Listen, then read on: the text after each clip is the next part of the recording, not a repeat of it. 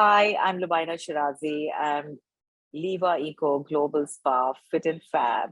And my fitness mantra is eat healthy, be mindful of what you eat, practice some sort of um, activity that you can, even if it means just having an active lifestyle if you're not able to take out time for an exercise regime, and make sure that you get 7 to 8 hours of sleep. Hello and welcome to yet another exciting session with the winners of the GlobalSpa Fit Fab Award 2021, which recognizes the fittest and most inspiring achievers across industries. Today, we are delighted to introduce Ms. LUBAINA SHEERAZI, a passionate travel professional, a fitness-conscious persona, and a sharp marketing strategizer.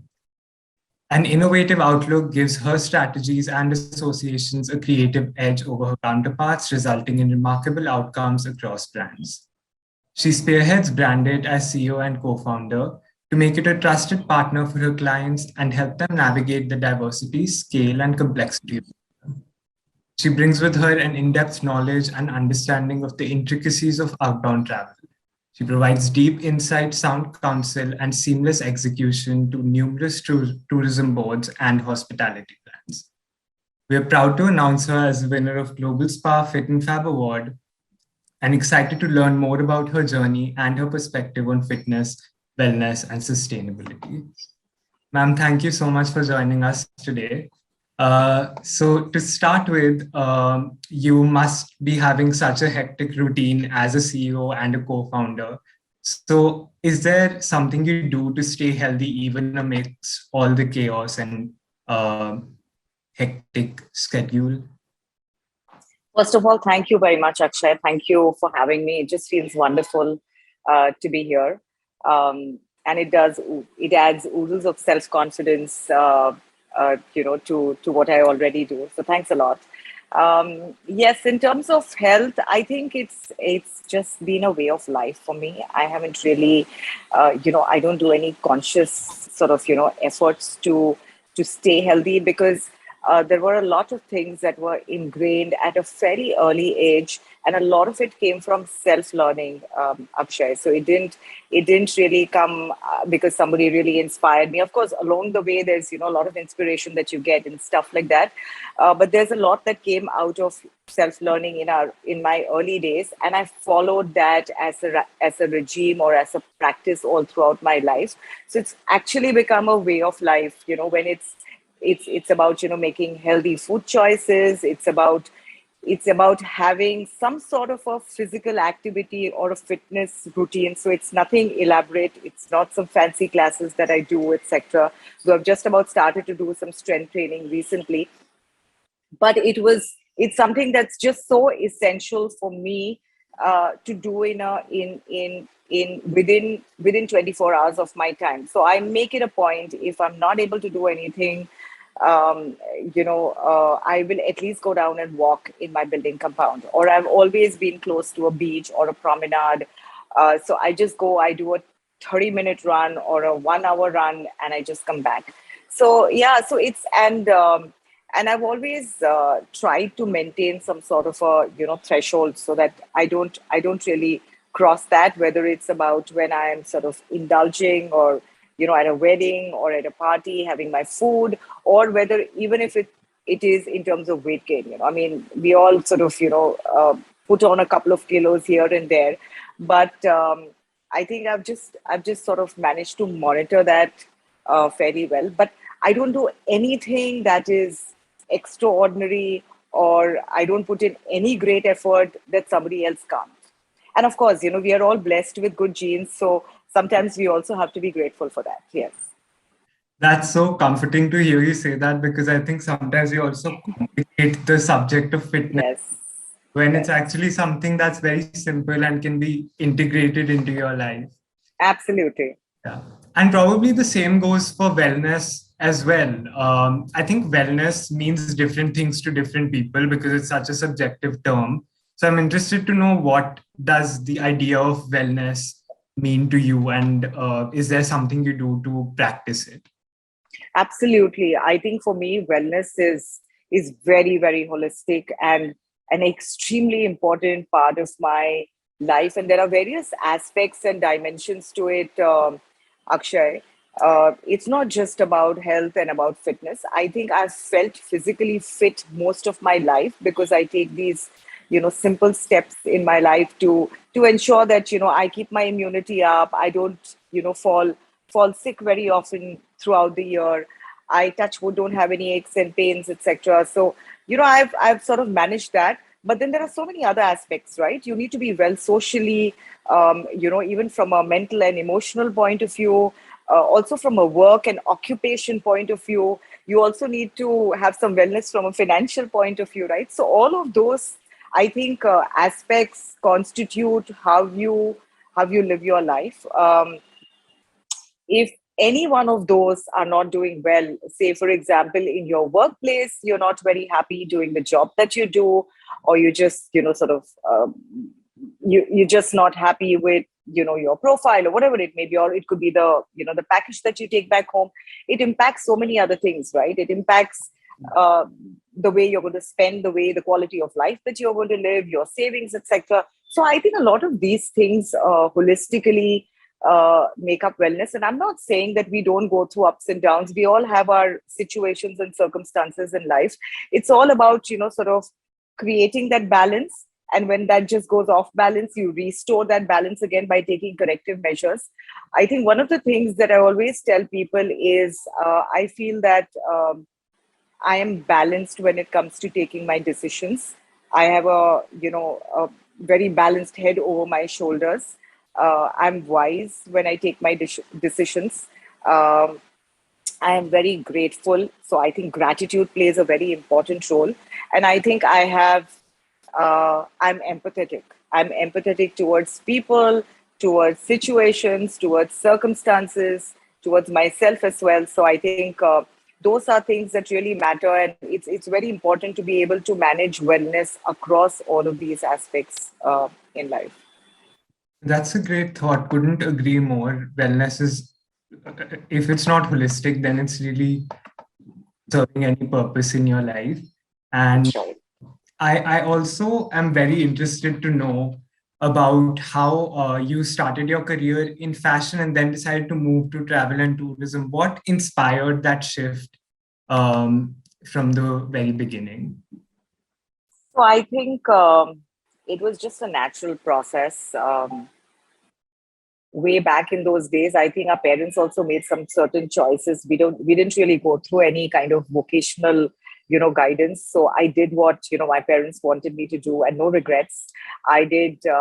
I studied home science, and I studied varied subjects. I specialized in textile designing, but one of the subjects that I did was nutritional science, and that's where I actually got my sort of when I said that my learnings as far as health come from a very early age. They came right through my 20s, where I remember this phrase that one of my instructor my professor would always say, um, you are what you eat, and what you put in your mouth is extremely important, right from the quality of the food that you eat to a whole lot of things. So yes, so so fashion came to me because I studied textile designing, and I pursued it for a while. But then, I was faced with an opportunity, or rather, I was presented with an opportunity to also study travel and tourism. And at that point of time, I wanted to do various things. I did that. And that just got me into the industry. I started out small doing, junior roles, just like everybody else. But I worked across the industry with a CRS, with an airline. I worked with a couple of tour operators. And then finally, one thing led to the other. And I had this opportunity to set up a tourism marketing agency, which I think was the best thing that happened in my life, Akshay. So I set that up in 2010, and we had some great results, and I'm again grateful for that. We were at the right place at the right time, doing the right thing. It was a time when India was really seen as a potential source market for the next 10 decades by a lot of tourism brands. So they all wanted to come to India, and they always wanted somebody who's most of them rather wanted somebody who was who's sort of locally present, has a sound understanding of the industry, etc., and has the bandwidth to execute on their behalf.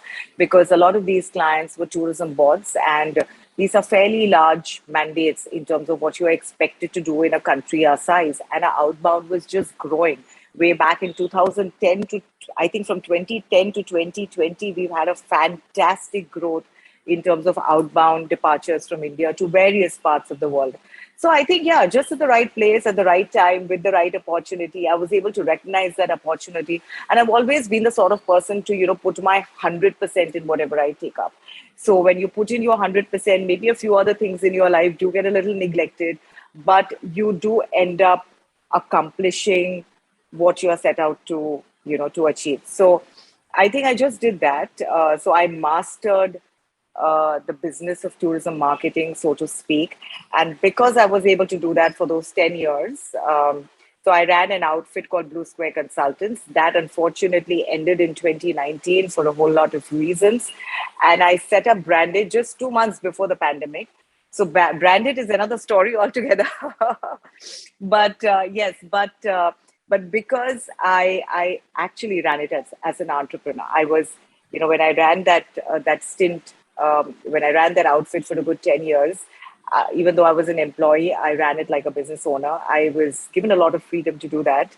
And that helped me actually, be an entrepreneur. So technically, I'm an accidental entrepreneur. Even when I was young, I never thought I'd do something like that. All throughout, I think the last 10 years, the last 10 decade, I hadn't really put my mind to setting up my own business, but it all just happened. So, yeah. Amazing. That's such an interesting, sorry, go on. It's been a fantastic journey. Yes, thank you. It's such an interesting nexus to work at, right? Travel and marketing.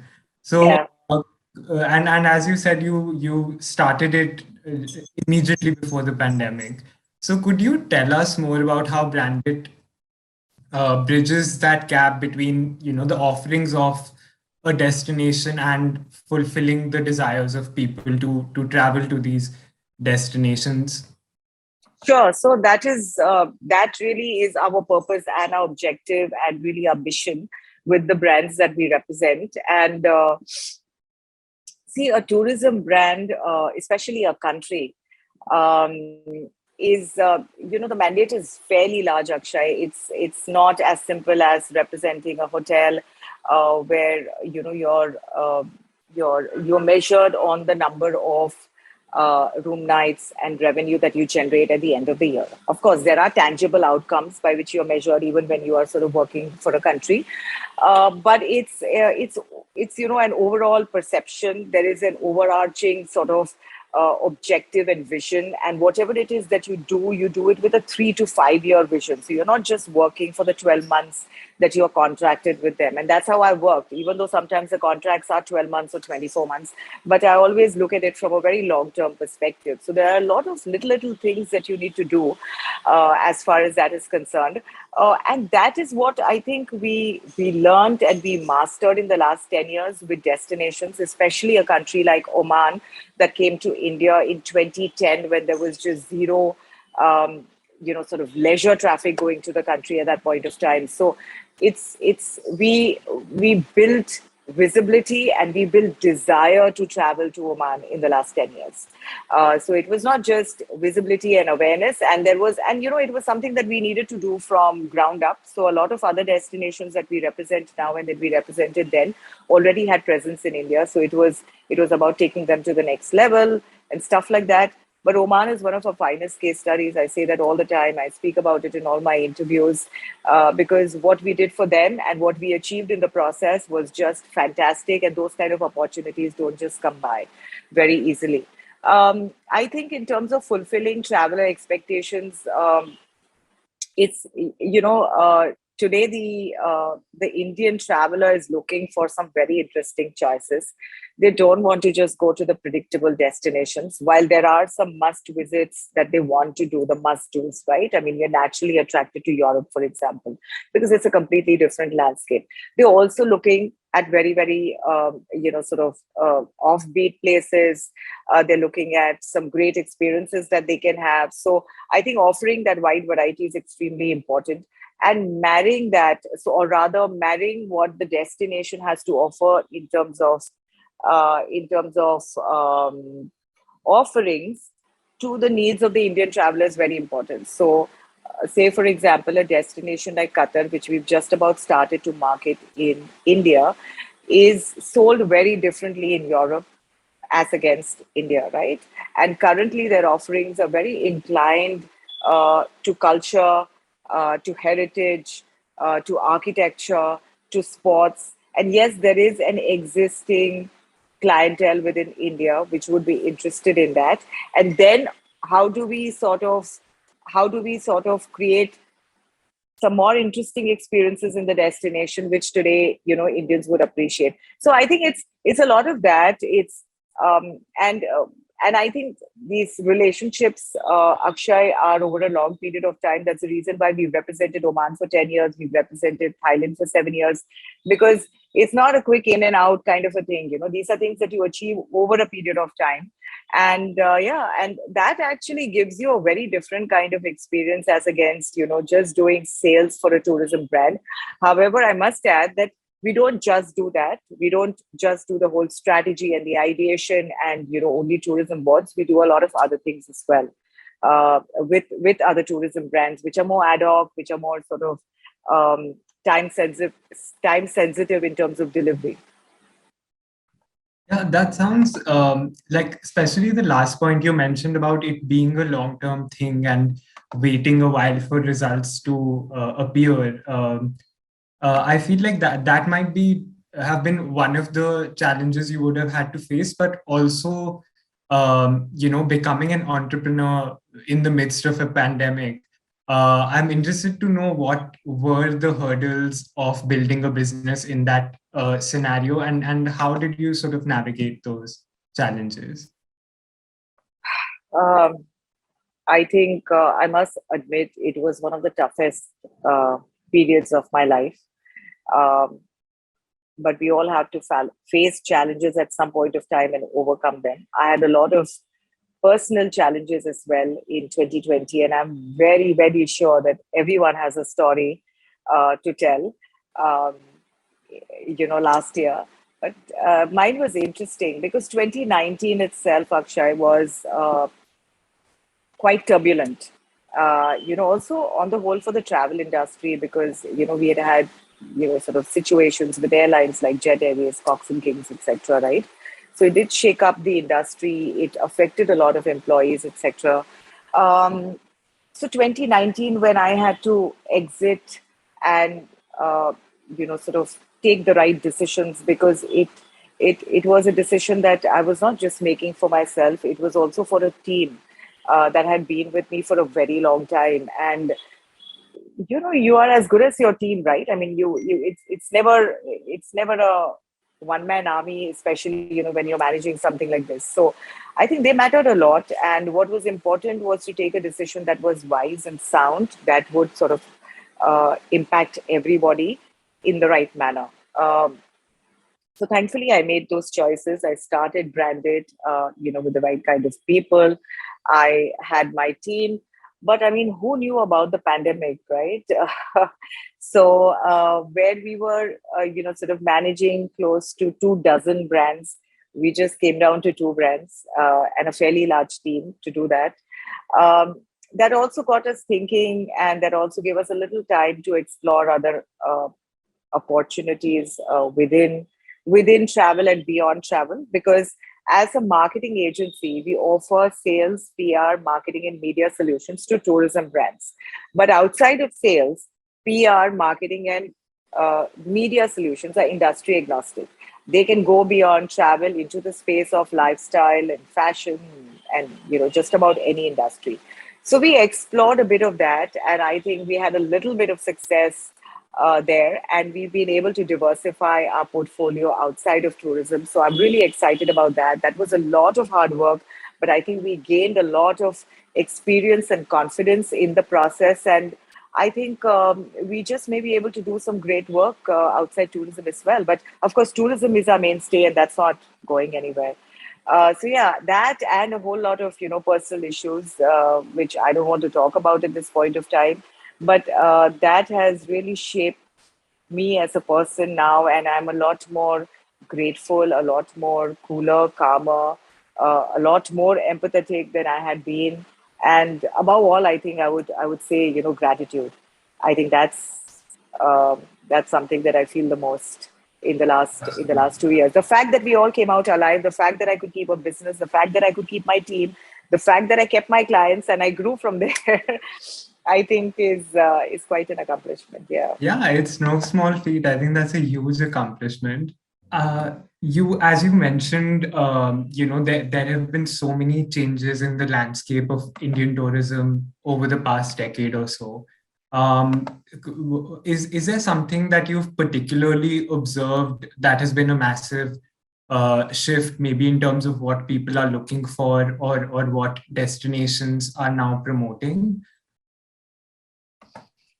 So I think because of what really happened, people are a lot more conscious about quality in terms of health and safety. So places that they'd want to visit, uh, they ensure that they are well prepared in terms of insurance, etc. But what clearly came out was the desire to travel despite all odds. Okay, and we are seeing that even today. I mean, despite the fact that airfares are very high, your RT-PCR testing is so expensive, people still choose to travel. If they're not able to travel long haul, they're traveling short haul.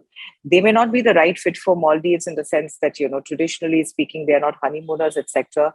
But if Maldives is presenting a great option to them, and even if they have to go with their, grown-up children, they would go and, sort of do a holiday there. Um, I think we all started to explore a lot more of our own country, and I think that's just fantastic. India gained a lot from that. I personally did a couple of trips, and I'm happy I did that because otherwise, in the last 10 to 12 years, my hectic travel schedule, which was work come, sort of travel, just prevented me from really taking any sort of vacations in India. Um, so those were some of the very clear things that came out. We also were, sort of consuming a lot of content virtually. A lot of destinations did what they could do best by reaching out to potential travelers digitally.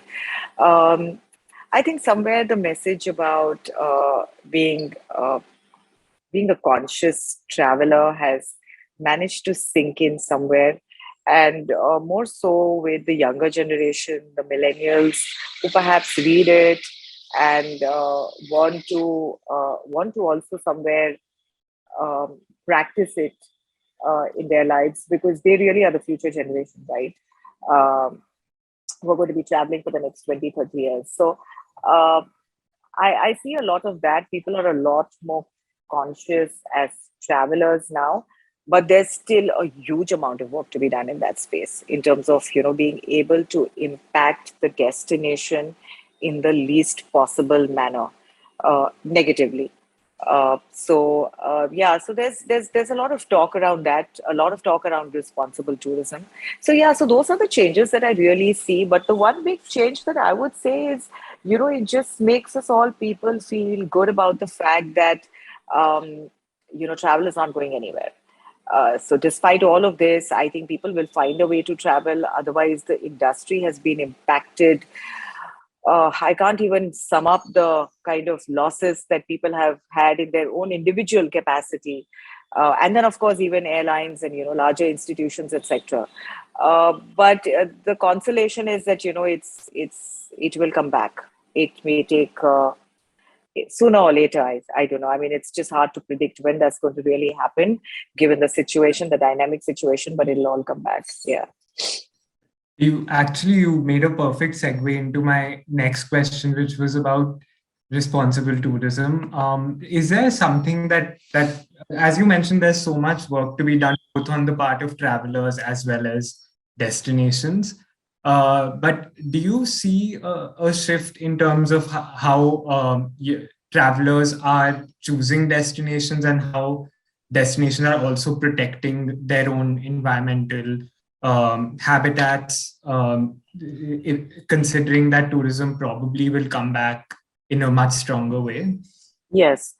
To be honest with you, Akshay, I felt a lot about sustainable development, sustainable tourism, or responsible tourism was spoken about in forums. And there were very small communities scattered across the country or across the globe who were actually uh, taking the effort or, doing what needed to be done in that space. That topic has come out in the larger arena. There are a lot more people who are talking about it.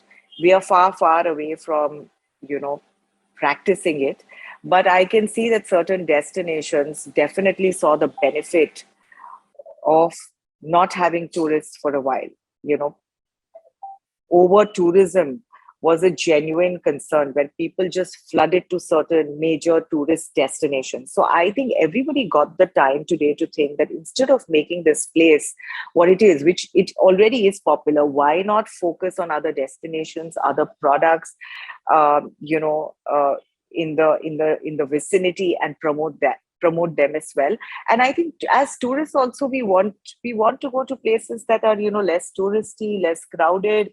If you ask me, if I'm sitting at a restaurant, I was out late evening yesterday and I just felt so much nicer when it wasn't crowded, when there was sort of a little place to sit and breathe and not have too many people around me. So when it comes to sustainable tourism, I think India is making, I mean, we've got our SDGs in place. We're doing it across various goals, and tourism is extremely important. But I know for a fact that the traveler who comes into our country, the inbound traveler, is a lot more informed on this topic, and they really want to stay at places, especially accommodation options that practice responsible tourism.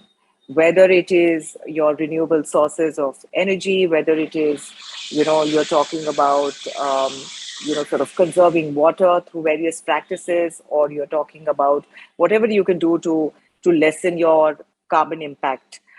So products within India that practice sustainable or make sustainable practices are the ones who are going to attract, especially the evolved traveler from abroad into India. So I think that's how we are sort of, making certain changes. These are people who want to be with tour operators and in hotels and supply chains that practice sustainable development or responsible tourism, so to speak. We as travelers are as well. I mean, we are all trying to sort of make little changes. I think the way I do it is I need to first start at home before I go out and, do various things. And the kind of impact that single-use plastic has on the environment, on the future generations, is just scary.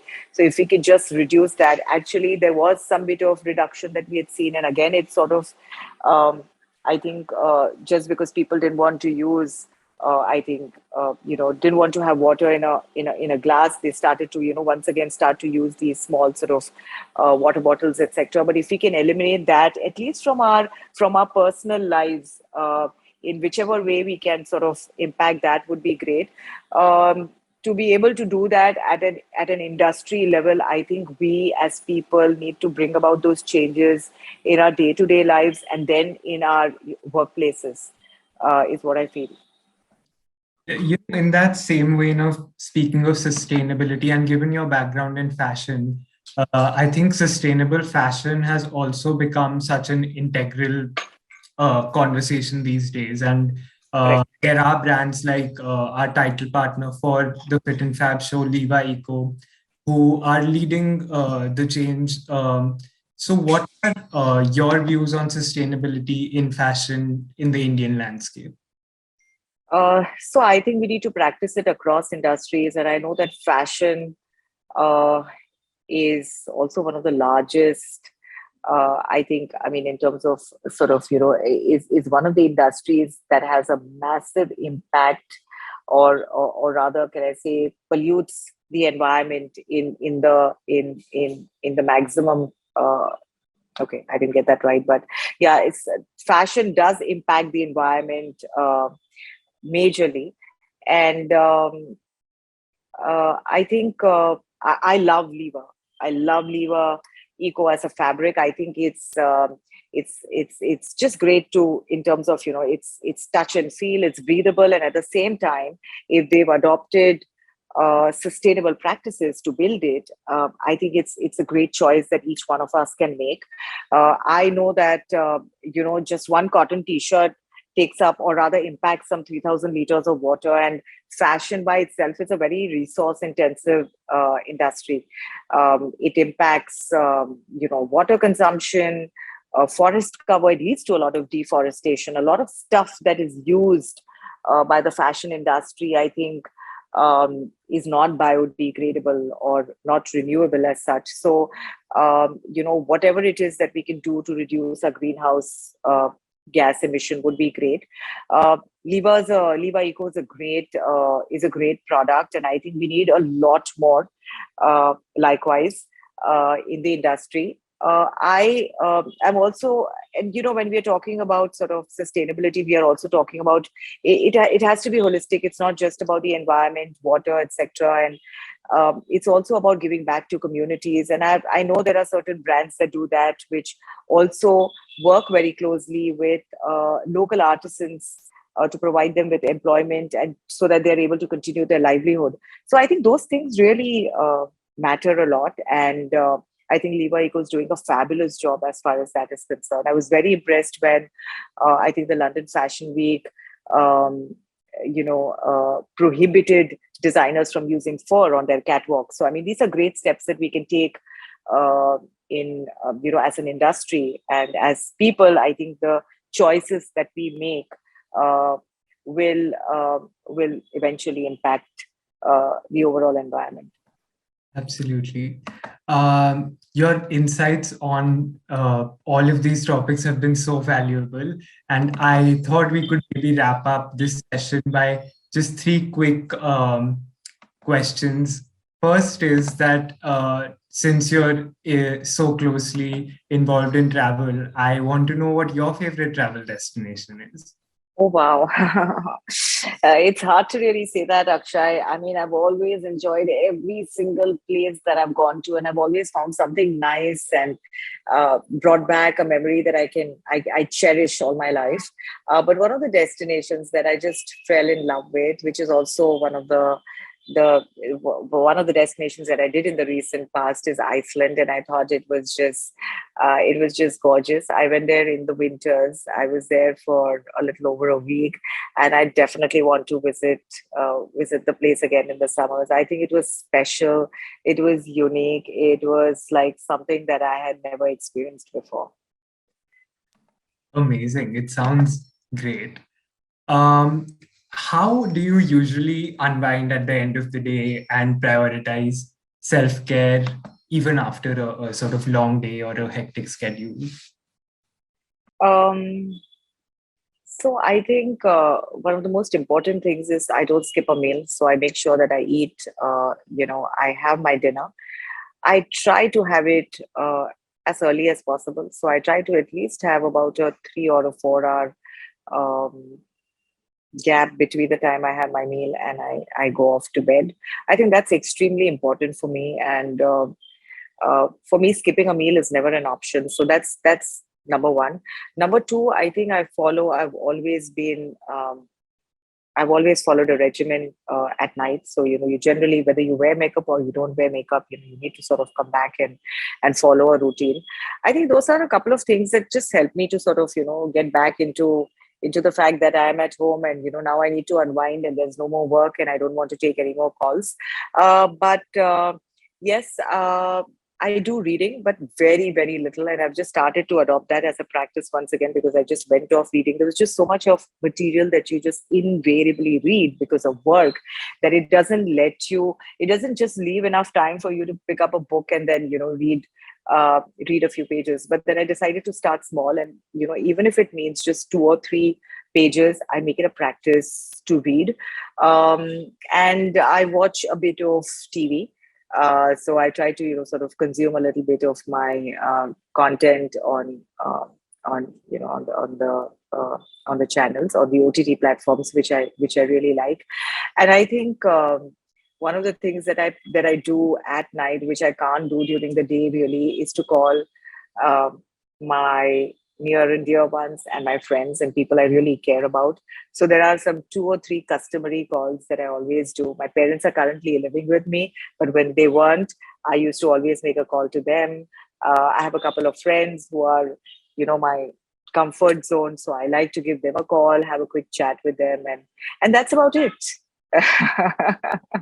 Great. That sounds amazing. So finally, what is one piece of advice that you've never let go of and that's held you in good stead?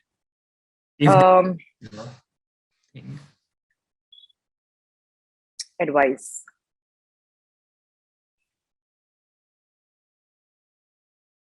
I think one of the things that I stick by is, don't rock the boat when everything is going fine. I say that also to my team, to people who matter, who would even want some advice from me. If things are going fine, I wouldn't want to go and, rock the boat or make any drastic changes to my life. That's number one. And the other thing is, like I said, I do believe, in terms of maintaining a healthy sort of a fitness regime, it's really 80% of what you eat and 20% of how you really live your life in terms of an active life, right? So food is, I think, constitutes a very large part of that regime that you are able to keep. So you are what you eat, the one that I told you, which my professor told me. It's something that I keep at the back of my mind. So every time I put something in my mouth, I'm very conscious of what I'm having. But that doesn't mean I don't indulge. That doesn't mean I don't have cravings. But just those, simple things that matter. I think those are the things that I think sort of impact our lives, right? Yeah, great. That's. I feel like that's the perfect note to end on. And I'd like to thank you once more for your time and all your. Thanks a lot.